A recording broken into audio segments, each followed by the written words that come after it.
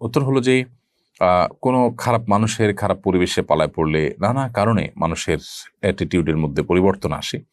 আপনি যদি এই মুহূর্তে কোনো ভালো সৎ নেককার আল্লাহভীরু মুত্তাকি মানুষের সংস্রব এবং সান্নিধ্য এটাকে গ্রহণ করেন, তাহলে আশা করা যায় আপনার ভিতরে পজিটিভ পরিবর্তন হতে থাকবে। এবং সেই সাথে আল্লাহ সুবহানাহু ওয়া তাআলার কাছে একটি দোয়া আপনি করবেন, যেটি আবু দাউদ তিরমিজিতে বর্ণিত হয়েছে।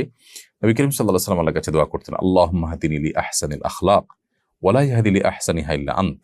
আল্লাহ আমাকে সুন্দর আখলাকের পথে আপনি পরিচালিত করুন, আপনি ছাড়া কেউ সুন্দর আখলাকের পথে পরিচালিত করতে পারবে না। ওয়াসরিফ আন্নি সাইয়্যাহা ওয়া লা ইয়াসরিফ আন্নি সাইয়্যাহা ইল্লা আনত। আর আমার বদাখলাক আপনি দূর করে দিন, কারণ বদাখলাক আপনি ছাড়া কেউ আসলে দূর করতে পারবে না। তো এই দোয়া আপনি আল্লাহ তাআলার কাছে বেশি থেকে বেশি যদি করেন, আশা করা যায় আল্লাহ রাব্বুল আলামিন আপনাকে ক্ষমা করবেন এবং আপনার আখলাককে সুন্দর করবেন। এরপর তাসফিয়া তাবাসসুম আপনি লিখেছেন, মায়ের সাথে বেয়াদবি করায় মা যদি সেই